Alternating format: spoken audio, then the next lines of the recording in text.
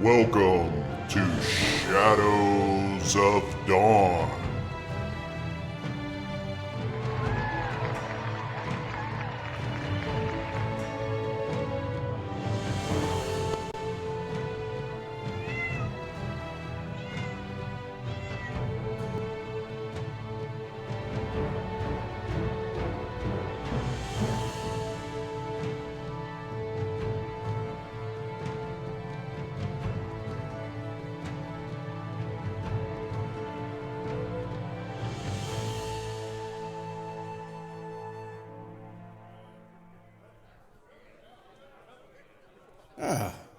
Greetings, adventurer. You have the look of someone who is about to begin a journey. Not just a trek, but a grand, life-changing series of events and adventures. It could be a lot to take in heading out into the big wide world, especially if you haven't been keeping track of events over the last few years. No? Well, allow me to help. The year, of course, is 1029 KVY. That's Known Valley Year, as it's called. It's been over 3 long years since 5 huge dragons threatened the Saren Valley. You might have been witness to some of that horror and carnage, or at least felt the effects. And since you're here, you definitely lived through the winter food shortage in 1025. You surely recall the desperation of the people at that time. Oh, I know I do. But thanks to several groups of brave adventurers, those dragons have never returned. Nor have some of those raids by goblins and gnolls and orcs. The valley has seemingly returned to a stable, calm, and peaceful state. Occasionally, you'll hear the name of one of them, such as Braylin the Swift, or the guide, Eldor the Agile, or even High Priest, Dr. Bran Silverhill, whose stories of legendary sacrifice spread widely thanks to that famous avant-garde play in KVY 1027 called Chromatic Wrath, which played in every major town in the valley over that year, making those names quite renowned. Or perhaps, if you've listened to the wild stories of that well-known braggart of a paladin from Avangard, something Stonespire, I believe. Yes, his narcissism has given him a bad reputation, even amongst his own church faithful. I heard he now lives in isolation near the Eastern Crags, trying to carve his face into a sandstone pillar. But those are all just wild stories anyway, most likely grand works of fiction. Anyway, you might have even caught a glimpse of one of those aforementioned adventurers, who for all intent and purpose, well, they look just like a normal person, but whose deeds are spoken of highly. But I bet you suspect many are exaggerated, as adventure stories tend to be. Even so, the rumors still swirl of a great catastrophe that was avoided in the year 1026. But that's all they are, just rumors. They speak of a great summoned evil that was stopped before it could truly begin. And there are tales of events in Avangard and Snowshore Harbor, which lend some credence to the stories, but beyond that, it's all hearsay. Stories, songs, and fables, they all tell of heroics, but actual eyewitnesses outside of the Fall Festival and the winter attacks of 1025 are rare, and thus subject to skepticism. In any sense, while the Saren Valley experienced a rush of adventuring several years back, the rapid rush was soon quelled by the reality of the dangers of such a profession over the next few years. This, of course, caused adventuring to once again recede into a rarity, with the seeming lack of things to adventure. But I guess you know that. The growth of magic between 1024 and 1026 was rapid. Oh, yes, as many new spells were discovered and displayed. But it, too, has subsequently receded as well. With the lack of need for what is deemed higher-level magic, as one would expect. The College of Metherion still adheres to its strict structure and discipline. but rumors continue to leak out on occasion of higher level magic being performed for those who can afford it. Yes, magic itself, though, has grown over the last few years. So much so that Matherion College added another house, House Firewolf, in the year 1027, yes, making it the first time they've ever had 4 active houses. And of course, small magic items have become commonplace, if you've seen, in places like Glissendale, Avantgarde, and Solomir. But while formulas are known for many crafted magic items these days, the market demand was a complete and total bust, as you recall. As those who found them, well, they held on to the loots like miserly old men. And thus, those that were found or created just slowly trickled into obscurity, or remained hoarded by those who were lucky enough to find them in the first place. Now, only on-demand crafting seems to be done, and usually for the rich, for showing off. Occasionally a rich merchant has some kind of niche need and will commission something, and in the rarest case, an adventurer who still clings to a calling or comes from a rich family. And he's got coins to burn. But that's about it. Yes, the arcane stores, yes, they still exist, catering to wizardry and scroll making, and most of their stock is still somewhat intact and collecting dust. Yes, nowadays wizardry is mostly for those seeking amusement or potential wannabes. The stores themselves sit lonely and still, since most of what is needed to make magic items come from magical creatures, which makes it difficult for crafters to have components on hand when nobody is hunting them or selling their parts. And yes, people still think arcane shops sell magic items. Some things may never change. But there is Ye Old Magic Shop in Glissendale, run by that ex-adventurer, an elf, I believe, with a human name. I have heard he is good at crafting scrolls, but when it comes to magic items, he's not so good unless it's alchemical in nature, and then only if you have the coins and the components needed. Well, hopes and dreams, you have to start somewhere. Have you heard the Northwest Trail and the Saren Bridge were completed? Yes, in KVY 1026, connecting Velspar to Sarenshire, which has greatly affected trade routes in the north, especially for moving things from Frostdale and Sarenshire to Velspar and Felhammer. Yes, this new route has been a welcome addition for sure, as it opens up faster trade between the northern and western towns. The added traffic has helped Sarenshire and Velspar to grow quite a bit. But with rapid growth comes large problems. It also brought banditry to the area, which became a big issue for loggers in the Oakwood Forest, an unforeseen side effect.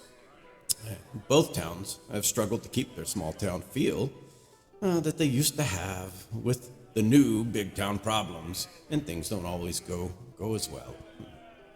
Such as, let's take Velspar's Church of Morden, which has had quite the impact on dwarven culture as a whole throughout the Northwest, becoming a central gathering spot for dwarves in search of spiritual release. However, in Velspar, its dwarven congregation, led by the recognized High Priest of Morden in the Saren Valley, they are mostly known for their spiritual drinking celebrations, in the name of Morden, of course.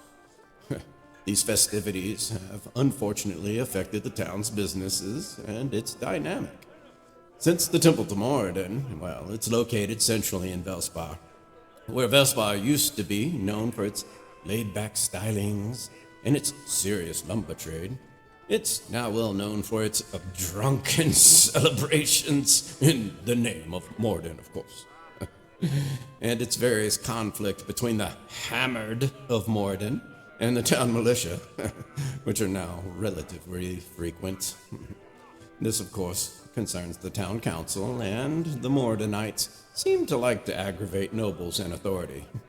Some say it comes from their leader's dwarvy demeanor, who is well known for his noble disdain. There's no doubting that. On the other hand, Velspar is also seen as a pivotal visiting point for any adventuring group to come and party, usually with the dwarves, at that famous green leaf flagon, which often ends up in some sort of random damage, incident, or accident, much to the dissatisfaction of older locals and the town council. So, the council, as of earlier this year, in 1029, has taken a firmer hand in controlling new building construction in future years, and is now limiting religious festivals and activities, much to the dislike of the aforementioned grumpy high priest of Moradin, leaving some frictions between council and church. Sarenshire, on the other hand, has had to deal with the rapid growth around very old-time politics, leaving many dissatisfied with the slowness of council approvals. But since Sarenshire does boast the only living statue, which has become quite the attraction for travelers and children alike, people keep their protests to a minimum, since the statue acts as a big deterrent, since its presence, as well as the famous folk hero it's named after, help keep most troublemakers in check. Ever since incident in 1028, when some of those Moradinites from up north, up Frostdale, decided to take a detour over into Sarenshire for a pre-celebration, in the name of Mordin, of course. And one of them urinated on the statue, which caused it to smack him a good 100 feet, leaving him barely breathing and empty-boweled. Some say it was commanded to do it, but that was never confirmed, nor denied. Sarenshire has also benefited from the creation of a permanent teleportation circle, joining both Glissendale and Emdel in being able to receive goods and services via this great magic that very few actually wield. Having this ability has been a big plus to the one-time village of Sarenshire, helping it grow into a hub of activity. As such, its population has grown nicely. Well, the central town of Emdel has rebounded quite nicely too, under the leadership of Sheriff Baron Daniel Warwick, since the late 1026. The town has rebuilt and even grown as people saw opportunity under the leadership of the good sheriff. Even the vault has since come to Emdel, as the incentives for building there proved beneficial for all. Emdel's fall festivals have rebounded better than ever, often now being more than just a trade festival. Entertainment contests are often held, all for good fun, and I can say they have exceeded all expectation. For all intent and purpose, Emdel has reclaimed itself since the events of 1025. Yes. Now, the copper town of Tindleton, well, it is now ruled by Baron Carmine Roger Delmar, after his father's unfortunate and sudden passing in a mine accident in 1026. Some say foul play was at work, but since he carries his father's family sword, which anyone nefarious would have claimed, it's mostly dismissed as rumors. So far, Baron Carmine Damar has been a manageable monarch for Tindleton, although his choice of keeping his stepmother as a concubine still off-puts many within the noble ranks. But it's not against the rules. And after the Circle of Nobles enacted Decree 217 in the year 1026, which disallows the spontaneous handing out of noble titles, which we all know Marquis Calvin Delmar was known for, it has also barred the handing out of knighthoods without proper approval of the Circle of Nobles. The noble families have remained quite steady, without much growth for several years now. This, however, has kept the Delmars the only nobles in town, and thus a firm grip on Tindleton politics. Along with Decree 217, even promotions within the Circle of Nobles have slowed way down, ever since several adventuring nobles were accused of buying their titles, although nothing was ever proven. Surprise, surprise. The rumors, though, they still make their rounds to this day, but nevertheless, promotions have all but ceased over the last few years. Most of those promotions were for those who transitioned from noble to lord or lady, signifying adulthood. But, as I recall, the most celebrated was the titling of a Velspar girl, an adventurer at that, who wed Sir Marcus Duarin, the youngest Duarin brother, who had chosen the path of knighthood, and is one of the few knights recognized by the Circle of Nobles. Now, that created a rags to riches story, which the people of Velspar and many in the valley have come to embrace. As I recall, it was homaged in Torben Gray's famous song, Just a Small Town Girl. Yes, I really liked that one. Speaking of nobles, the Circle of Nobles is still recovering from the sudden death of Countess Eleanor Devestill as Glissendel's steward in 1028.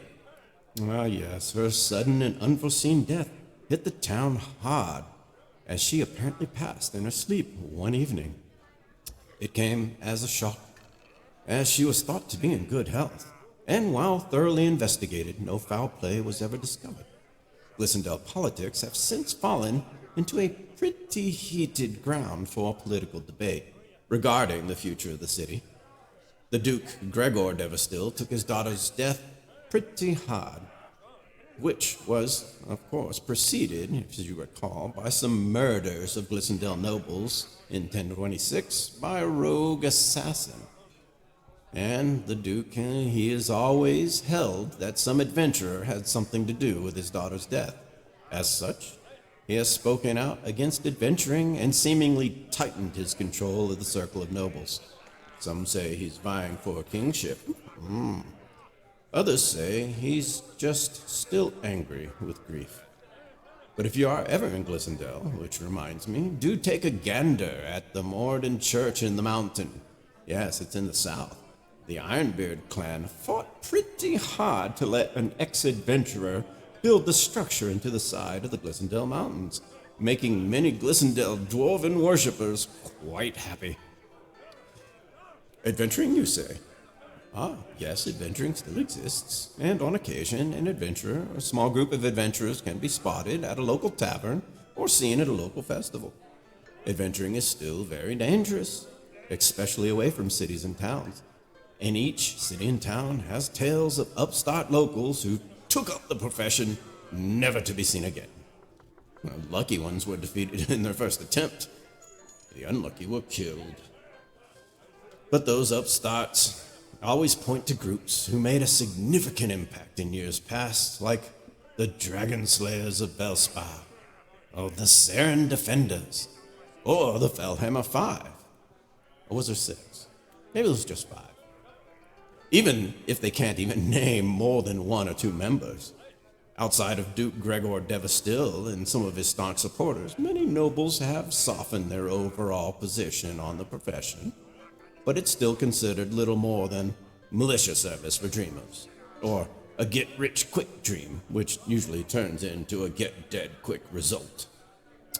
That is, of course, until they need something done, and then stories churn about adventurers hired by nobles to do discreet and sometimes nefarious things. Yes.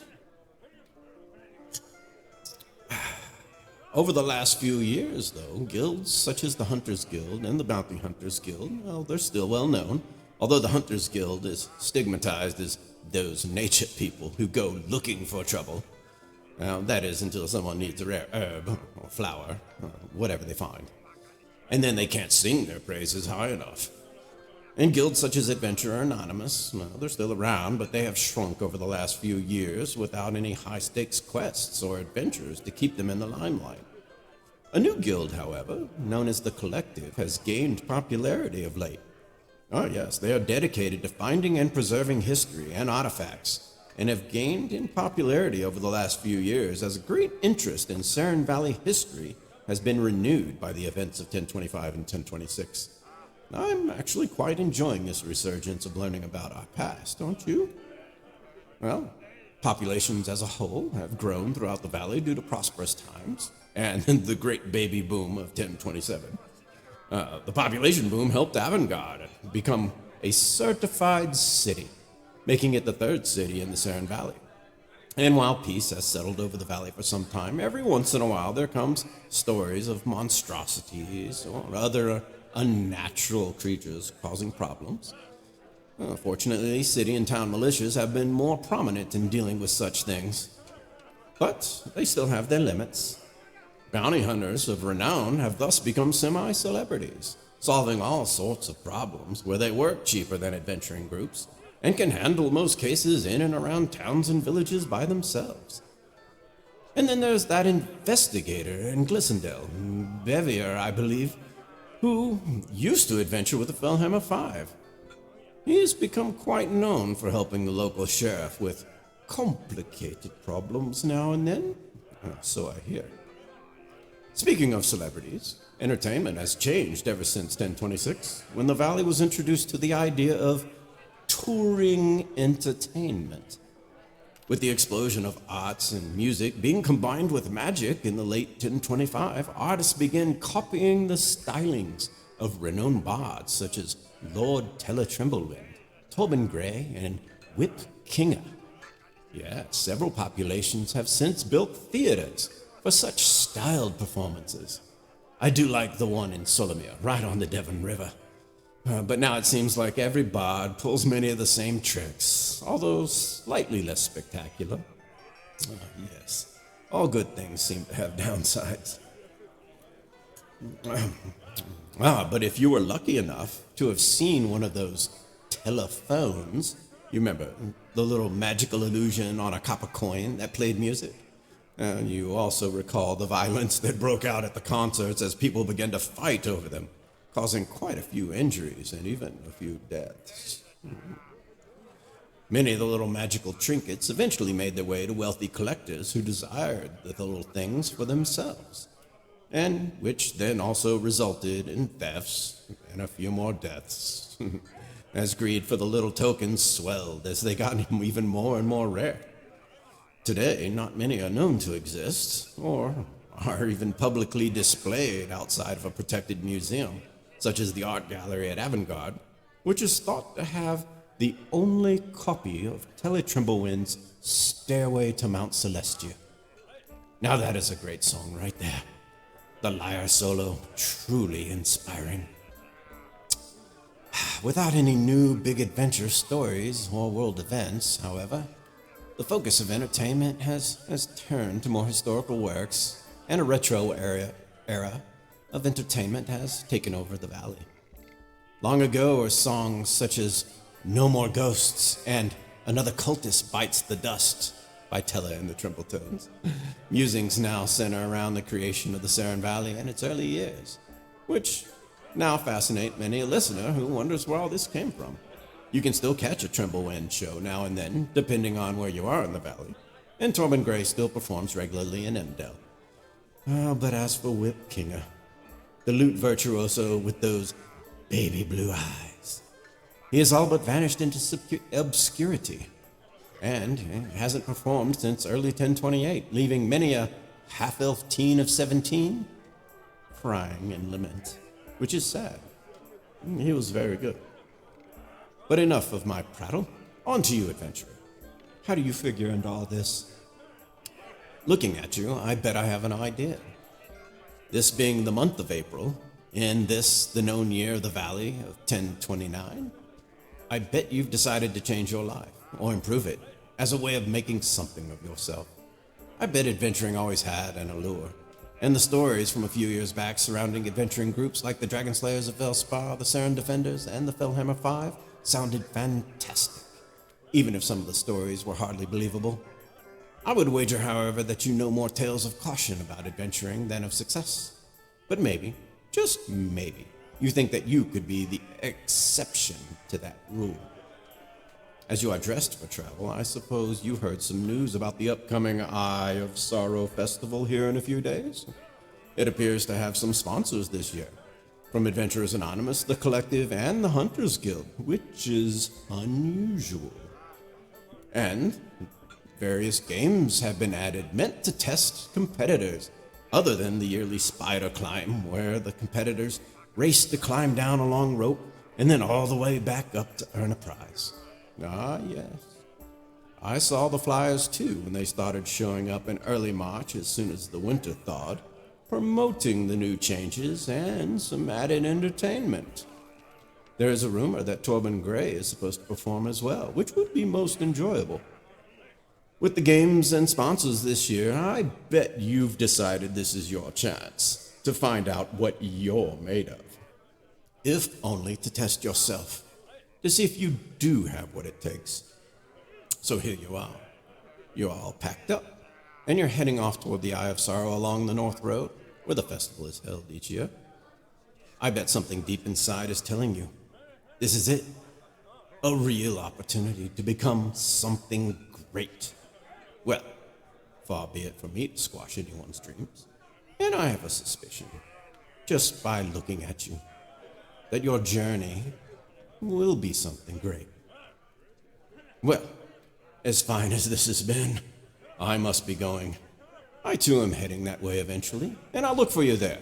And I'll be rooting for you as you begin your journey through this second age in the Shadows of Dawn.